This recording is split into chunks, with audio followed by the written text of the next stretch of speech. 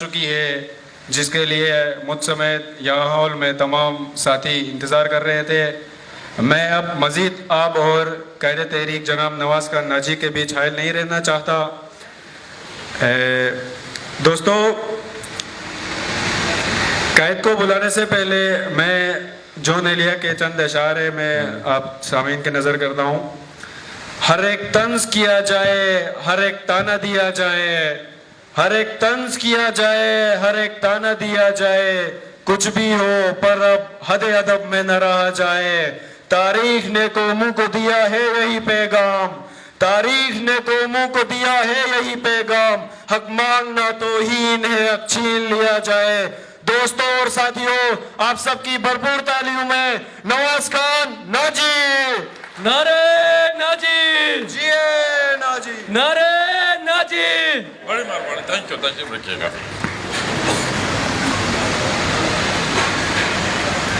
ٹھیک،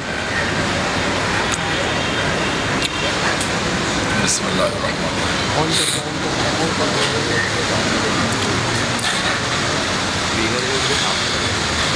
جناب president Balochistan national students organization اور بی این ایس او کے عہدیداران،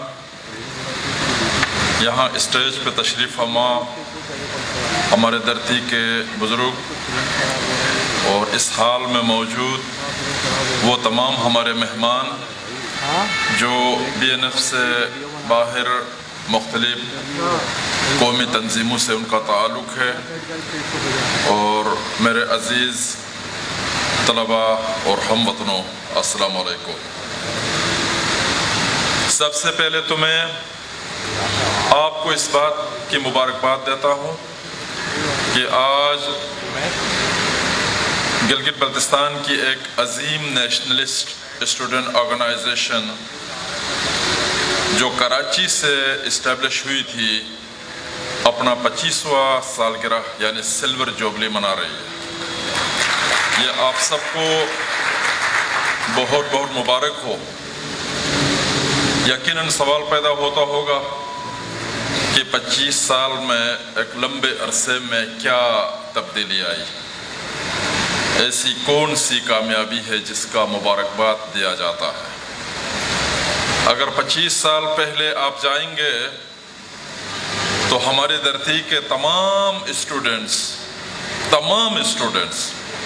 کا ان کا تعلق کسی بھی سیاسی تنظیم سے ہو یا کسی بھی مذہبی جماعت سے ہو، وہ یہی نعرے لگاتے تھے کہ آئینی حیثیت واضح کرو، مطلب حکومت واضح کرے کہ ہماری حیثیت کیا ہے، یا اس سے ایک قدم آگے بڑھے تو یہ کہتے تھے 5واں صوبہ بنا دو۔ کیا کسی دوسرے کے ذریعے اپنی آئینی حیثیت واضح کرانا یا خود کو کسی کا 5واں صوبہ بننا، وہ کسی کا بھی ہو، کیا یہی کوئی قومی تحریک کہلا سکتی ہے؟ کیا گلگت بلتستان کے لوگوں کے شایع نشان یہ بات تھی؟ کیا ایک قوم کے لیے گوارا ہو سکتا ہے؟ یہ بی این ایف ہی ہے جس نے کہا کہ ہم اپنی حیثیت خود واضح کریں گے۔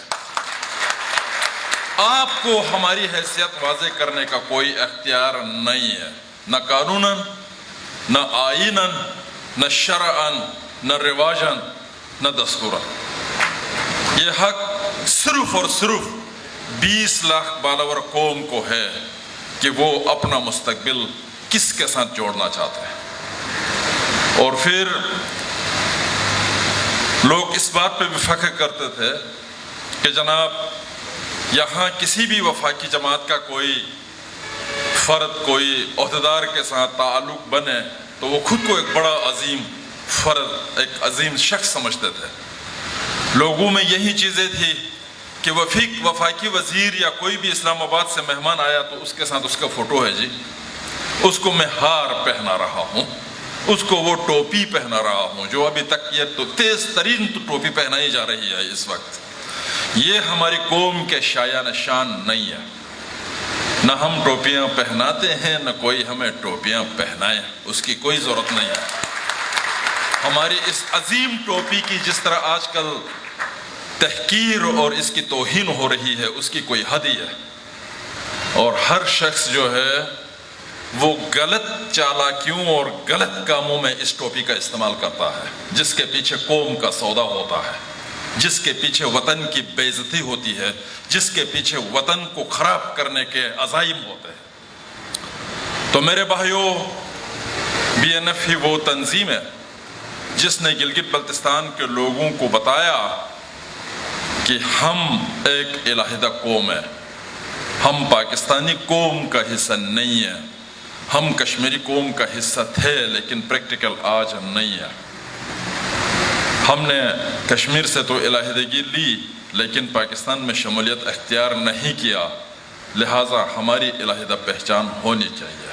وی are the fourth party in the Kashmir dispute. وہ اس لیے ہم نے انٹروڈیوس کرایا کہ ہماری ایک علیحدہ حیثیت ہے, ہماری ایک علیحدہ پہچان ہے, اور اس حیثیت اور پہچان کے مطابق گلگت بلتستان کے لوگوں کو ان کا مستقبل ملنا چاہیے.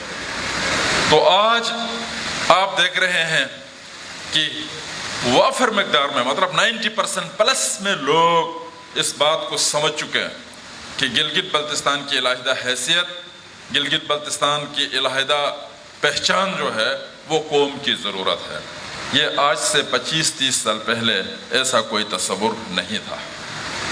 اور پھر اس سے بھی بڑھ کے یہ جناب کہ اس وقت کہا گیا کہ یہ غدار ہے, یہ ایجنٹ ہے, یہ ہے تو یہ وہ ہے. لیکن یہ اللہ کا بہت بڑا احسان ہے کہ تھوڑی دیر بعد ہی, کچھ سالوں کے اندر اندر تمام جماعتوں نے تھرڈ آپشن کو رکھا. اگر آپ صوبہ نہیں بنا سکتے, کشمیر میں نہیں ملا سکتے, تو کشمیر طرز کی حکومت دے دو. یہ بھی تو ایک تھرڈ آپشن ہے نا گلگت بلتستان کے لیے. مطلب گلگت بلتستان کی ریاست ہونی چاہیے. یہ بات نہ صرف پیپلز پارٹی نے تسلیم کی, نہ صرف مسلم لیگ نے تسلیم, یہ تو جماعت اسلامی نے بھی کہا, جمعیت علماء اسلام سے لے کر ان تمام جماعتوں نے کہا جن جماعتوں کا پاکستان کے اندر ملنا ایمان کا حصہ تھا, بالکل سیاسی ایمان تھا. تو یہ بھی بی این ایف کی ایک بہت بڑی کامیابی ہے.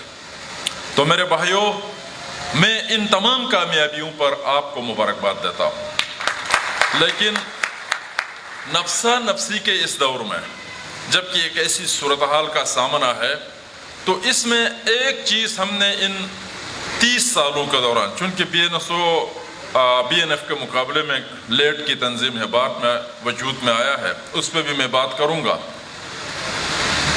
تقریباً 30-35 سالوں کے دوران ہم نے جس چیز کو محسوس کیا وہ ایک چیز آپ نوٹ کر لیں کہ مذہب کے اندر بھی کافر کی سزا کم ہے, منافق کی زیادہ ہے, اور ریاست کے اندر بھی دشمن کی سزا کم ہے, غدار کی زیادہ ہے.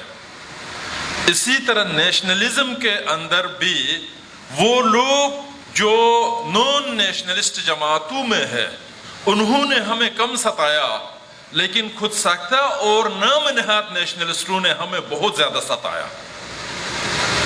اور وہ ابلیس کی طرح کا لباس پہن کے دھوکہ دیتے رہے, اور وہ ہمیشہ ہمیں پریشان, تنگ اور ہمارے لوگوں کو اور ہمارے بچوں کو مس گائیڈ اور ڈی ٹریک کرنے کی کوشش کی. اب آپ دیکھ رہے ہیں کہ اس اسمبلی کے اندر جب میں الیکشن لڑا تو بھی تنقید ہوئی, الیکشن نہ لڑے تو بھی تنقید ہوئی, اور یہ تنقید زیادہ اندر سے ہوئی, جو نیشنلسٹ کہلاتے تھے ان کی طرف سے ہوئی. اور پھر اب بھی 33 ممبروں میں سے اگر مائکروسکوپ لے کر کچھ لوگ بیٹھے ہوئے ہیں تو صرف میرے پیچھے بیٹھے ہوئے ہیں, باقی 32 پر کوئی نظر نہیں ہے. اور اس کو کہتے ہیں پروفیشنل جیلسی, اور اس جیلسی کا کوئی رزلٹ نہیں ہے. میں اپنے بھائیوں سے, اپنے بچوں سے یہی گزارش کروں گا کہ آپ مخالفین کی باتوں کو کوئی اہمیت نہ دیں, ان کی کوئی حیثیت نہیں ہے, اور ان کی اس مخالفت اور اس حسد کا رزلٹ ہوگا کہ آپ کو ایک قدم آگے جانے کا موقع ملے گا, اور قدرت آپ کو اٹھا کے ایک قدم آگے لے کے جائے گی. تو لہٰذا ان مخالفتوں اور ان حسد پر مبنی جو باتیں ہیں اس کی کوئی اہمیت ہونی بھی نہیں چاہیے اور ہے بھی نہیں۔ یہ بات میں اس لیے کہہ رہا ہوں کہ ہمیں گزشتہ 25-30 سالوں کے دوران ہر طرف سے کوئی واہ نہیں ہوا ہے، اس دوران ہمیں ستایا گیا ہے۔ یہ ستانے کا عمل صرف پاکستان کی ایجنسیوں کی طرف سے نہیں، ان کا تو کام ہی یہ ہے کہ اس طرح کے عناصر کو روکا جائے، ان کی تو ڈیوٹی ہی ہے۔ اور وہ وفاقی جماعتیں اور وہ لوگ جو گلگت بلتستان کو اسلام آباد کا غیر مشروط تشتری میں رکھ کے دیا ہوا حصہ بنانا چاہتے ہیں، انہوں نے تو ہمیں ستانا ہی ہے، ان پہ اوپر تو کوئی گلہ نہیں ہے۔ لیکن وہ لوگ جو خود کو ہم سے زیادہ نیشنلسٹ اور خود کو ہم سے زیادہ وطن کے وفادار خود کو سمجھتے تھے، اور ان لوگوں کی طرف سے جو وار کی گئی اور بار بار وار کی گئی، اس کی وجہ سے ہمیں زیادہ پریشانی ہوئی، ہمیں زیادہ افسوس ہوا۔ میں اس لیے اس بات کا ذکر کر رہا ہوں۔ سچائی سچائی ہوتی ہے، آپ اس کے اوپر جتنا بھی کوشش کریں جناب اس کو چھپانے کی یا اس کو اس راستے سے ہٹانے کی یا اس لوگوں سے الگ کرنے کی، لیکن کبھی بھی سچائی چھپے گی نہیں۔ سچائی پریویل کر جائے گی، سچائی کھل کر سامنے آئے گی، سچائی کامیاب ہوگی۔ جھوٹ کے پاؤں واقعی میں نہیں ہوتا ہے۔ جس نے بھی جھوٹ بولا اور جھوٹ پر مبنی چیزیں کی، اس کا کام نہیں بنا، وہ آؤٹ ہوا۔ اور آپ دیکھ رہے ہیں کہ ان 25-30 سالوں کے دوران کتنے لوگ آئے اور کتنے لوگ ہم سے گئے، ان کے ڈاکخانے کا پتہ بھی ختم ہو گیا۔ لیکن آپ دن بدن دمکتے چمکتے اور آگے آتے جا رہے ہیں، اور آپ کے اوپر اس وقت قوم فخر کر رہی ہے، اور آنے والا مستقبل انشاءاللہ آپ کے ہاتھ میں ہے، یہ مجھے یقین ہے۔ یہ میں بات اس لیے آپ کو حوصلہ افزائی کے طور پر میں کہہ رہا ہوں۔ تو میرے بھائیوں، ہمیں پاکستان یا ریاست پاکستان سے کوئی دشمنی نہیں ہے، ہمیں پاکستان سے کوئی بہت بڑا اختلاف نہیں ہے، ریاست کی میں بات کر رہا ہوں۔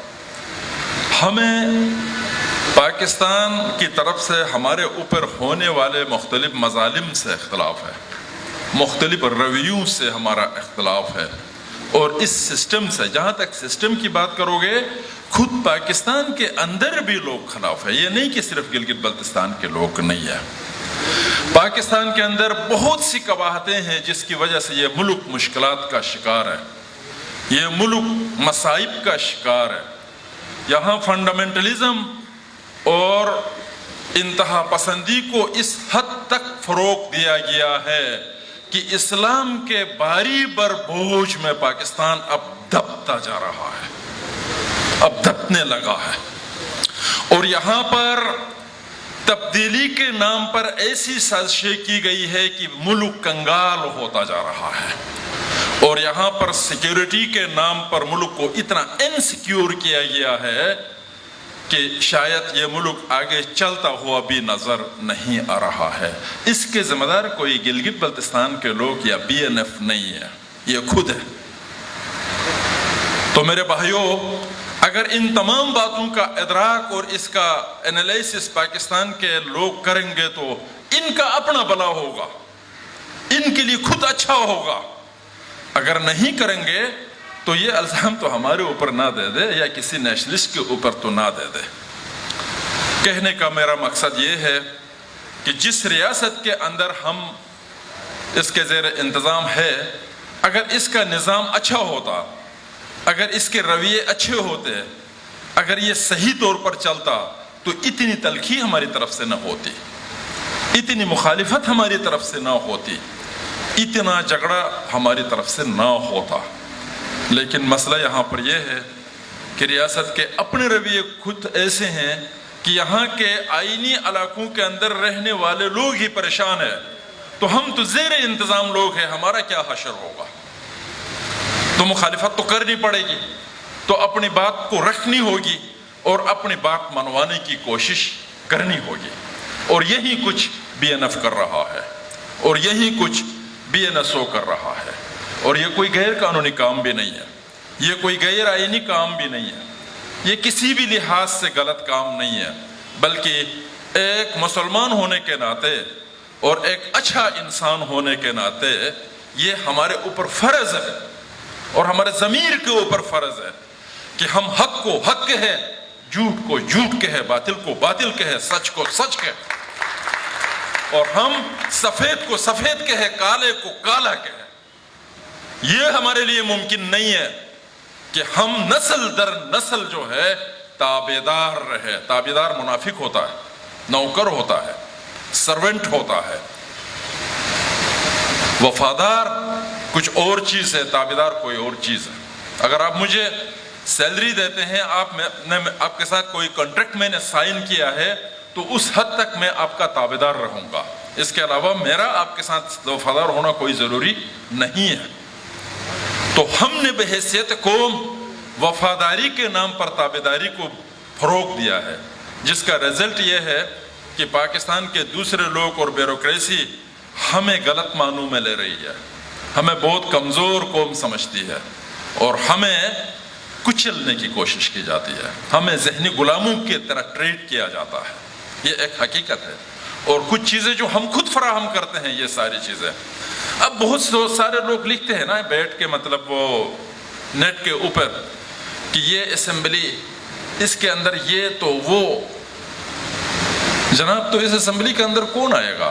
یہ ووٹ کون لوگ دیتے ہیں؟ جو نیٹ پہ لکھتا ہے وہ بھی تو دیتا ہے نا اس میں ووٹ. وہ صحیح لوگ کیوں نہیں لاتے ہیں؟ صحیح کس کو لائیں گے؟ حلقہ نمبر 1 سے حلقہ نمبر 24 تک سیکنڈ آنے والے بھی اس طرح کے لوگ ہیں, تھرڈ آنے والے بھی یہی لوگ ہیں, 4th 5th میں بھی یہی لوگ ہیں. تو اس کا مطلب یہ ہے کہ پورا معاشرہ ہی ناقص ہے. جب پورا معاشرہ ناقص ہے تو مثبت تبدیلی کیسے آ سکتی ہے؟ اس مثبت تبدیلی کو لانے کے لیے ان بچوں کو یہاں کراچی, لاہور, اسلام آباد, ایبٹ آباد اور پشاور سے تیار کرنا پڑے گا, اور یہ آگے چل کر کوئی تبدیلی لائیں گے. اب اچانک جو ہے اسمبلی کے اندر بیٹھے ہوئے ہمارے وزراء اور سالہ سال سے آنے والے ہمارے ممبر تبدیل نہیں ہوں گے. ان کی جو نفسیات بنی سو بنی, ان کی جو حیثیت بنی جو بنی, ان کی جو رویے بنے سو بنے. ان میں آپ کیا تبدیلی لا سکتے ہیں؟ یا ان ووٹروں میں کیا تبدیلی لا سکتے ہیں جو 40 سال کی سے بڑی عمر کے ابھی ایگزسٹ کرتے ہیں؟ تبدیلی تو یہاں سے لانی پڑے گی, اور اس تبدیلی کو لانے کے لیے انہی بچوں پر, انہی اسٹوڈنٹس پر کام کرنا ہوگا. اور لوگ کہتے ہیں کہ بہت سارے لوگ میرے اوپر الزام لگاتے ہیں کہ ہمارے قوم کے بچوں کا دماغ ناجی خراب کر رہا ہے, ہمارے بچوں کو خراب کر رہا ہے. میں خراب کر رہا ہوں یا صحیح کر رہا ہوں وہ وقت بتائے گا, اور تم منافق نہیں بتا سکتے اس بات کو, نہ سمجھ سکتے ہو, آپ منافقت میں ہیں. اگر انہی بچوں کو ہم فرقہ پرستی سے باہر لانے میں کامیاب ہوئے, انہی بچوں کو اگر ہم نسل پرستی سے باہر لانے میں کامیاب ہوئے, انہی بچوں کو قومی حقوق کی سبق دینے میں ہم کامیاب ہوئے, انہی بچوں کو ہم دنیا کی انٹرنیشنل کمیونٹیز کے برابر اپنے ذہنوں کو, ان کا ذہنی سطح لانے میں کامیاب ہو گئے, تو یہی بہتر. اس کو خراب کرنا نہیں کہتے ہیں, اس کو صحیح کرنا کہتے ہیں. خراب تو تم ہو جو نہیں چاہتے کہ اس علاقے کے اندر آنے والے 20 سال میں بھی کوئی اچھی اور مثبت تبدیلی آئے, جو آپ کی خواہش نہیں ہے. آپ کہتے ہیں کہ ہماری طرح ہی چلے, ہماری طرح ہی جو ہے ایک معاشرہ بنا رہے جس میں ہر قسم کی قباحتیں, مصیبتیں اور ہر قسم کے فسادات اور ہر قسم کا گن جو ہے اس معاشرے کے اندر شامل ہو. وہ اس میں کوئی صفائی وہ لوگ نہیں چاہتے ہیں, چونکہ اس میں ان کی بقا ہے. اس لیے کہ وہ لوگ ایسے کیڑے ہیں, انہیں اس گند میں خوراک ملتا ہے اور ان کی زندگی ہے. جس دن وہاں جھاڑو پھرے گا تو ان کی بھی صفائی اور ان کا بھی موت ہے. وہ اپنا موت نہیں چاہتے, اور ہم اس گند میں اپنی نئی آنے والی نسل کو پلنے نہیں دینا چاہتے. ہم اپنی نسل کے لیے, آنے والے لوگوں کے لیے ایک صاف ستھرا ماحول دینا چاہتے ہیں, اور انشاءاللہ تعالی آنے والا وقت واقعی میں صاف ستھرا ماحول ملے گا. یہ نیچر کا فیصلہ ہے, قدرت کا فیصلہ ہے, یہ اللہ کا نظام ہے. آپ نیک نیتی سے دنیا کی دوسری قوموں کو پڑھے, دوسرے لوگوں کو پڑھے, نظریات کو پڑھے, سمجھے, حق اور باطل کے درمیان فرق کرنا پہچانے, ظلم اور ظالم کے درمیان فرق کرنا یہ پہچانے. سب سے بڑا علم یہ ہے. باقی وہ جو دوسرا علم ہے 2 + 2 4 تو یہ آپ کی نوکری کے لیے ہے, یہ آپ کے کلرکنگ ورک کے لیے ہے. اصل علم جس کو علم کہتے ہیں, جس کو نالج کہتے ہیں, وہ جو ایجوکیشن ہے وہ یہ ہے کہ آپ حق اور سچ کو پہچان سکے, آپ باطل اور حق کے درمیان تفریق پہچان سکے, آپ ظالم اور مظلوم کو پہچان سکے, اور آپ میں ایک جذبہ پیدا ہو کہ آپ مظلوم کے ساتھ ہیں اور ظالم کے خلاف کھڑا ہونا ہے. اگر آپ ظالم کے ساتھ کھڑے ہیں, مظلوم کے حق میں کچھ نہیں کر سکتے, تو آپ کا PhD کرنا فضول ہے, اس کا کوئی فائدہ نہیں ہے. تو میرے بھائیوں, میں آپ سے یہ گزارش کرنا چاہتا ہوں کہ BNF نے گلگت بلتستان اور سراؤنڈنگ کے تمام علاقوں کے لیے سوچ سمجھ کے اس کی سائنٹیفک طریقے سے معاملات کو سمجھ کے ایک نیشنل آئیڈیالوجی جو ہے اس کو انٹروڈیوس کرایا ہے. اس میں کوئی شک نہیں کہ ہمارا لٹریچر ورک بہت زیادہ نہیں ہے, اس میں کوئی شک نہیں کہ ہم تنظیمی معاملات میں جو ہے بہت زیادہ کام نہیں کرتے.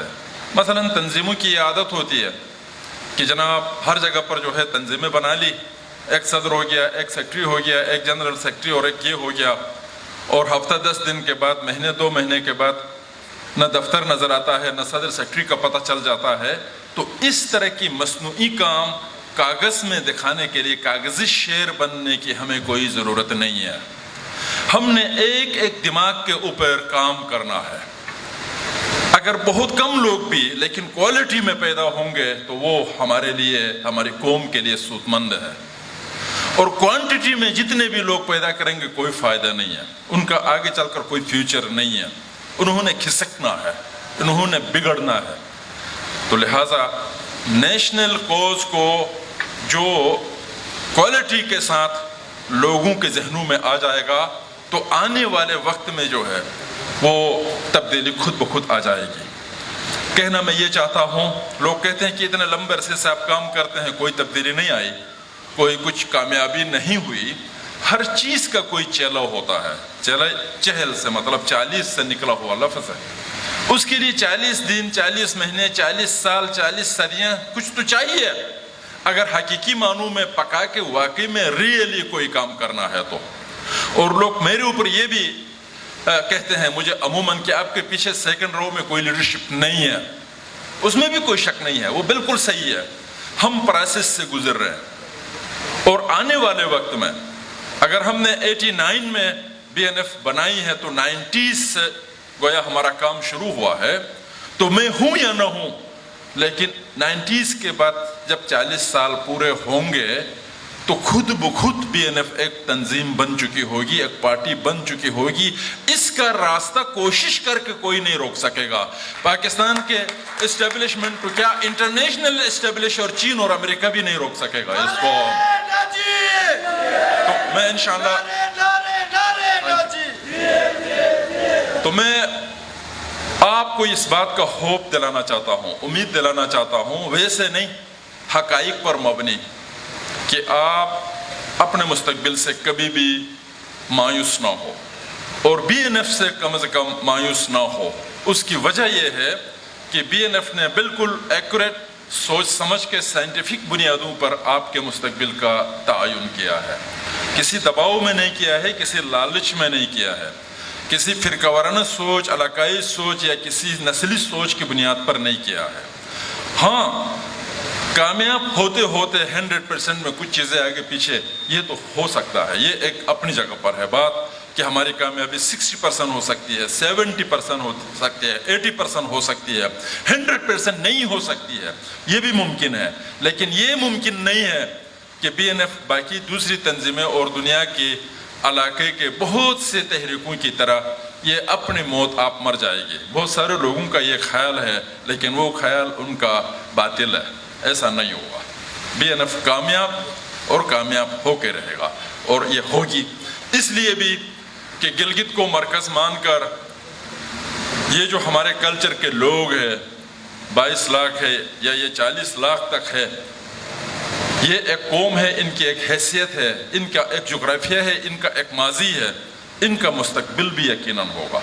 ये कभी भी नहीं हो सकता कि इनके साथ हाथ हो जाए, ये कभी भी नहीं हो सकता कि ये इलाका ख़त्म हो जाए या ये इलाका कहीं इमर्ज होकर इसका वजूद मिटे, ये कभी भी मुमकिन नहीं है, ये नेचर का फैसला है। तो इंशाअल्लाह ये सारी चीज़ें हम पुरुमीद है कि हमारा मुस्तकबिल भी नफ्स से वाबस्ता है। और उसके साथ मैं आपसे कुछ गुजारिशात जो यहाँ कराची में जब भी हम आते हैं तो आपसे ये बात करके ही जाते हैं। यहाँ पर आप पढ़ने के लिए भी आए हैं। कराची एक ऐसा पाकिस्तान का मेट्रोपॉलिटन शहर है जहाँ लोग रोज़गार के लिए बैठे हुए हैं। यहाँ और मुख्तलिफ मसरूफियात की वजह से भी बहुत सी कौमें और कौमियतों के लोग यहाँ कराची में आबाद हैं। तो ये भी मुझे मालूम है कि कराची पाकिस्तान के बेशतर कौमों का अक्सरियती शहर है। ये पख्तूनों का अक्सरियती शहर है, चूँकि पेशावर से ज़्यादा पठान कराची में रहते हैं। तो इसी तरह ये गिलगित बल्तिस्तान का भी सबसे बड़ा शहर है, इसलिए कि गिलगित और सिकरदू से तो ज़्यादा लोग गिलगिती बल्ती इधर रहते हैं। तो लिहाजा हमारा यहाँ स्टेक है, यहाँ हमारा इंटरेस्ट है। और जब वतन से लोग दूर बैठते हैं तो वतन का ख्याल ज़्यादा होता है, और अमूमन वतन के अंदर बैठे हुए लोगों से कहीं ज़्यादा कॉन्शियस जो है बाहर बैठे हुए लोग होते हैं। अगर हम यूरोप की तरफ जाए तो यहाँ लोग जो है इतने वतन परस्त नहीं मिलेंगे जितने आपको यूरोप में मिलेंगे। वो और ज़्यादा जो है अपने वतन के बारे में हसास होते हैं। इसी तरह गिलगित बल्तिस्तान के मुकाबले में कराची में रहने वाले हमारे भाई बहनें, हमारे दोस्त अहबाब जो भी जितने हैं, वो ज़्यादा कॉन्शियस है, वो ज़्यादा इलाके के बारे में एहसास रखते हैं, अदराक भी रखते हैं और सोचते भी हैं, गुस्सा भी होते हैं और मोहब्बत भी करते हैं। तो इन चीज़ों को मद्देनज़र रखते हुए हमें यहाँ पर भी अपने स्टेक से बात करना, यहाँ भी गिलगित बल्तिस्तान से कहीं ज़्यादा इंटरेक्ट करना और आपस में बैठना बहुत ज़्यादा ज़रूरी है। तो इसलिए मैं आपसे ये गुजारिश करूँ, आप ठंडे दिल से सोचें, आप अच्छी तरह चीज़ों को समझने की कोशिश करें। आज की इस नशिस्त में वो सारी बातें जो है वो तो नहीं कर सकते, 47 से पहले की भी, 47 के दौरान के भी और फिर इसके बाद के भी। लेकिन आज एक नुक्ते को हम फोकस करते हैं कि गिलगित बल्तिस्तान का फ्यूचर क्या होना चाहिए। आप कराची में बैठे हैं, आपको अच्छी तरह पता है, जैसे हमारे लोगों ने जो है सोबे को ईमान का हिस्सा बना लिया, अक्सरियत में बहुत सारे लोगों ने, बस वो मेरे ख्याल में अल्लाह रसूल और क़यामत और इन चीज़ों के बाद 5वें सोबे का नाम तकरीबन आ जाता है। लेकिन ये किसी वजह से किसी ज़माने में जहनों में गया था। अब सबको ये पता होना चाहिए कि बलूचिस्तान पाकिस्तान के अंदर परेशान है, सिंधी पाकिस्तान के अंदर बहुत मजबूर है, पख्तून पाकिस्तान के सूबा बनते हुए बहुत ज़्यादा मसाइल का शिकार है। तो ये गिलगिती और बल्ती देखे और इनका 5वां सूबा देखे, क्या हशर होगा कल को, ये ज़रा दिमाग में रख के देखे कि ये चीज़ ठीक। लेकिन ठीक है, कोई ताकत ज़बरदस्ती बनाएगी भी, आपके ऊपर जबर भी हो सकता है, मुझे भी, आपको, सबको बिल्कुल दीवार से लगा के बना भी सकते हैं। लेकिन मेंटली आपकी ये प्रिपरेशन ठीक नहीं है।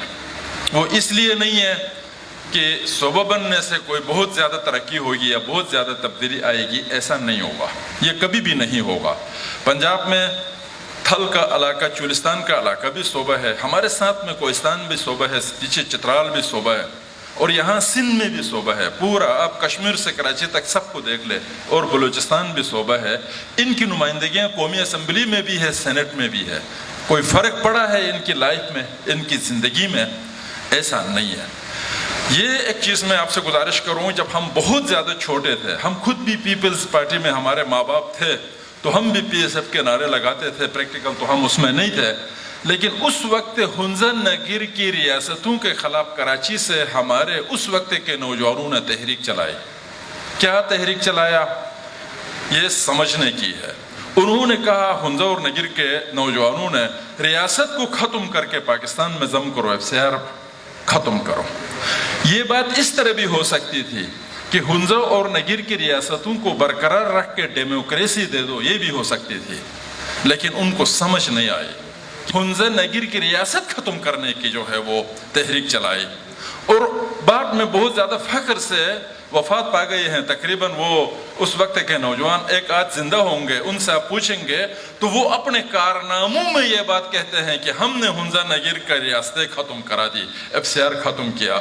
یہ بہت بڑا ظلم کیا حنظہ نگیر کے اوپر, یہ کوئی اچھا نہیں کیا, یہ کارنامہ نہیں ہے. ان کو میروں کے چنگل سے عوام کو نکال کر ڈیموکریسی دینی تھی, اور آج پھر آپ کی لیڈرشپ گلگت بلتستان کو پاکستان میں ضم کرانے کی تحریک چلا رہی ہے.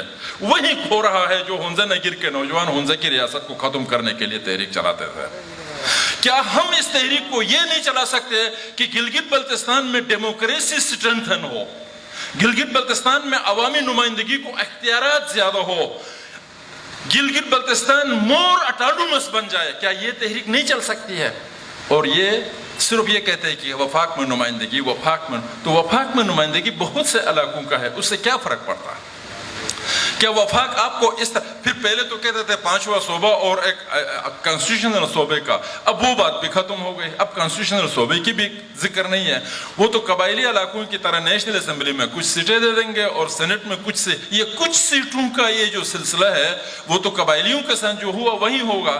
دا next destination will be Peshawar, جیسے ان کے ساتھ ہوا. تو یہ چیزیں آپ کو سمجھنے کی ہے. آپ خواہ ہاتھ اٹھا کے جو ہے نا فیور نہ کریں ان چیزوں کی. بے شک آپ کی بات نہ مانی جائے, ٹھیک ہے, میری بھی بہت ساری باتیں نہیں مانی جاتی, میری کون سی بات مانی گئی آج تک, لیکن ایک سٹینڈ آپ کا ہونا چاہیے. یہ کوئی اینٹی پاکستان سٹینڈ بھی نہیں ہے. آپ کو زیادہ گھبرانے کی ضرورت نہیں ہے, آپ کو زیادہ ڈرنے کی ضرورت نہیں ہے. ایک کشمیری مظفر آباد سے اسلام آباد آ کر کہتا ہے میں کشمیر سے پاکستان آیا ہوں, تو وہ کون سا اینٹی پاکستان ہے؟ اگر میں بھی یہ کہوں جناب گلگت سے 20 گھنٹے کے بعد اسلام آباد آ کر میں یہ کہوں جناب علی کہ جیسے میں مری سے یا ادھر جو ہے نا تھاکوٹ سے میں آیا ہوں, گلگت سے پنڈی تو یہ پہچان نہ ہونے کی, علیحدہ حیثیت نہ ہونے کی. لوگ کہتے ہیں ریاست ریاست ریاست, آپ کس ریاست کی بات کرتے ہیں؟ میں اس ریاست کی بات کرتا ہوں. اس کشمیری کی بات کو سٹرینتھن کیا جائے گا, اس کی بات کو سمجھا جائے گا, اس کو ویٹ دیا جائے گا, گلگتی کو نہیں دیا جائے گا. اس کی وجہ یہ ہے کہ اس کشمیری کے پاس اپنی پہچان ہے, گلگتی کے پاس اپنی وہ تو اپنی پہچان مٹانے کے چکر میں ہے. وہ تو حنظہ کو مٹا دیا, نگیر کو مٹا دیا, گلگت بلتستان کو بھی مٹائے گا اور یہاں شامل کر کے داد لے گا اور لوگوں کے سامنے بڑی تقریریں کرے گا, ہم نے صوبہ بنایا جی, ہم نے نمائندگی دلائی جی. اور کیا صوبہ بنایا, کیا نمائندگی دی؟ علاقے کی پہچان اور اس کی حیثیت کو ختم کرا دیا. یہی کرے گا. تو چونکہ ریسنٹلی یہ چیزیں ہونے جا رہی ہے, ریسنٹلی یہ باتیں ہونے جا رہی ہے, اور ہمارے لوگوں کے دماغوں کے اوپر اس طرح کی باتیں جو ہے پہلے سے فیڈ کی گئی ہے. اور دوسری بات یہ جناب علی کہ ہم حقائق پر مبنی صحیح معنوں میں چیزوں کو سوچ سمجھ کے کوئی چیز بنانے کے چکر میں نہیں ہوتے ہیں. ہم ہمیشہ پروپیگنڈے کے شکار ہوتے ہیں. ایون دن مذہبی معاملات میں بھی ہم نے بہت سارے روایات کو جمع کر کے اس کی فلسفہ کو ہم نے کبھی نہیں سوچا. ہم نے مذہب کے اندر فلسفے کو نہیں ڈھونڈا جو کہ ہمارا ایمان ہے, تو ہم سیاست میں کون سا فلسفہ دیکھیں گے؟ مثال کے طور پر ہم روزہ رکھتے ہیں, کیوں رکھتے ہیں اس پر کبھی کسی نے غور کیا؟ روزے کے سماجی فائدے بھی ہے, اچھا اس کی صحت کے معاملے میں میڈیکل فائدے بھی ہے, اس کے جو ہے وہ فائنینشیل فائدے بھی ہے, اس کے بہت سے فائدے ہیں. ہم نے کسی فائدے پر کبھی غور کیا؟ نہیں کیا. بس فرض ہے جی یہ کرنا ہے, اس پر سوچنا یہ بھی حرام ہے. اگر ہم سوچتے تو ہمارا میڈیکل فائدہ کتنا ہے وہ اپنی جگہ پر, ہمارا سوشل فائدہ کتنا ہے وہ اپنی جگہ پر. ایک فائنینشیل فائدے کی میں بات کرتا ہوں, ایک فائنینشیل فائدے کی. پاکستان میں 10 سے 12 کروڑ لوگوں کے اوپر روزہ فرض ہے.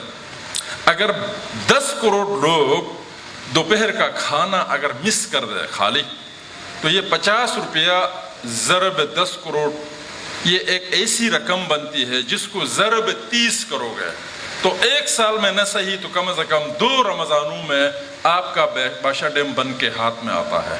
کوئی ضرورت نہیں ہے IMF کے پاس جانے کی, ورلڈ بینک کے پاس جانے کی.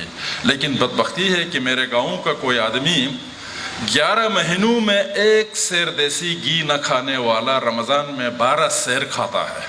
तो फलसफा तो खत्म है, उसमें फलसफा तो कुछ नहीं है।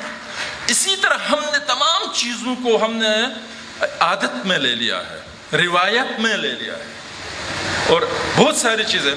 और इसी तरह मैं आपसे गुजारिश करूं कि जमीन पे हकाइक पर मबनी कोई चीज करने के लिए कोई तैयार नहीं है। एक मिसाल मैं आपको देता हूं, अब मैं बहुत सारे लोग अगर वाबस्ता है तो मुझसे नाराज ना हो। मिसाल के तौर पर हमने BNF का झंडा बनाया है, हमने अपनी पार्टी और सब चीज़ों का, अगर हमारे पास कोई कौमी गिलगित बल्तिस्तान का झंडे का तस्वुर होता तो हम सामने लाते। ऐसा कुछ नहीं है।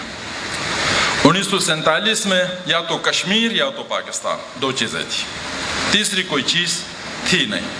वो तो 15 दिन थे, 15 दिन के दौरान ब्राउन की टेलीग्राम पहुंच के पेशावर से आदमी आने तक वक्त लगा है।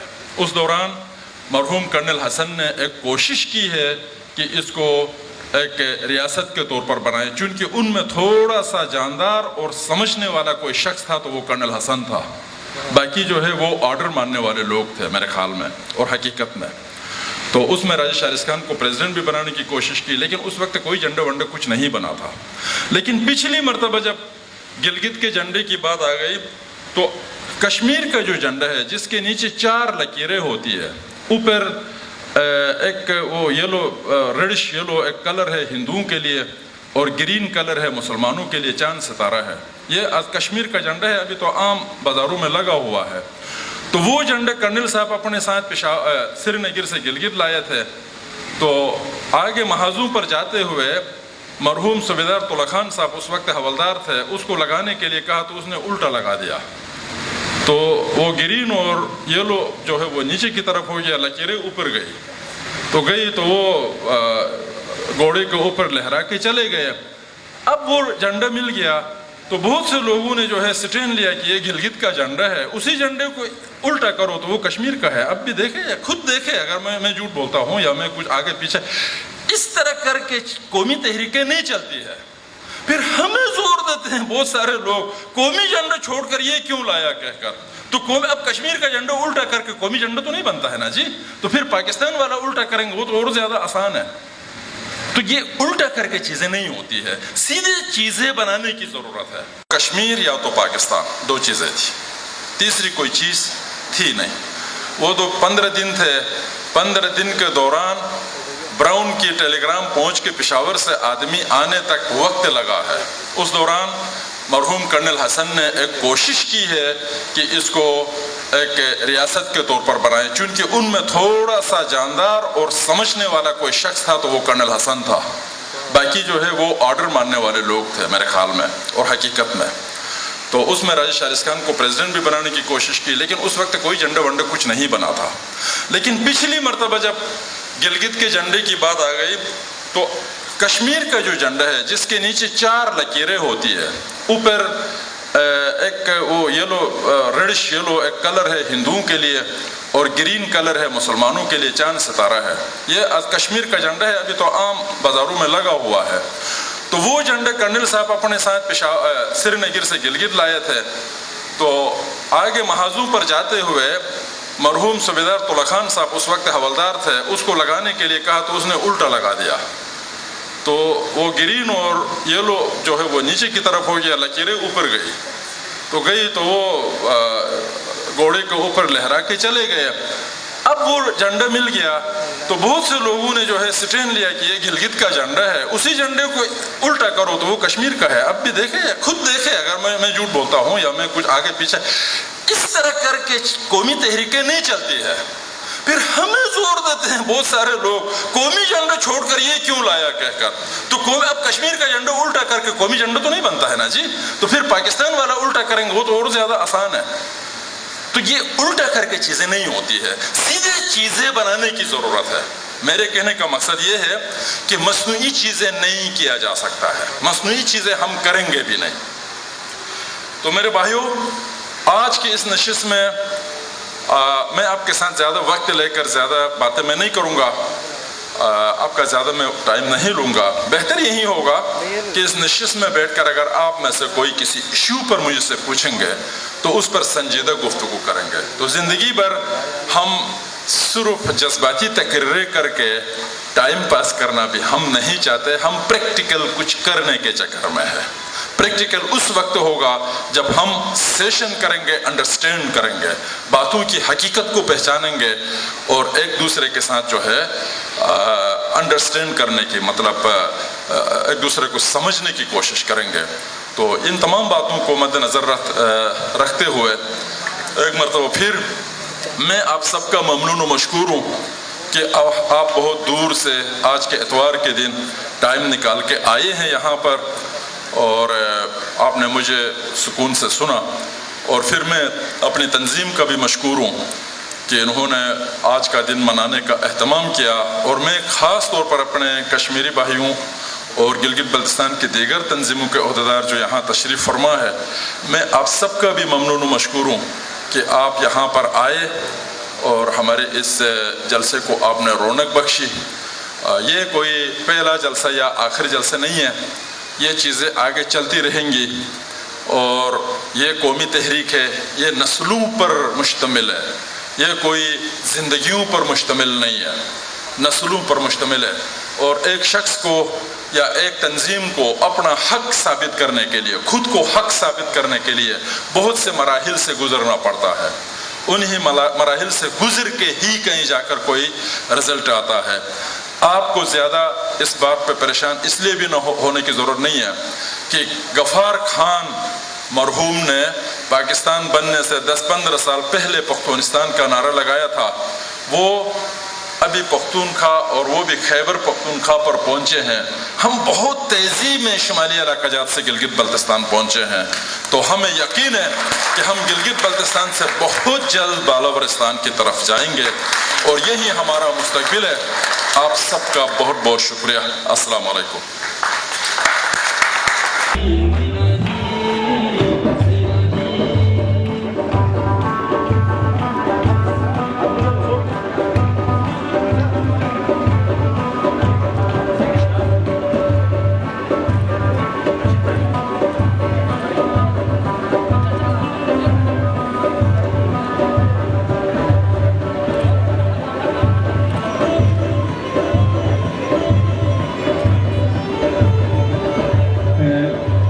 अब मैं गुजारिश करता हूँ कि के कार्यक्रम जो यहाँ पे तस्वीरों पर आए हैं वो अपनी सीटों पर विराजमान हो।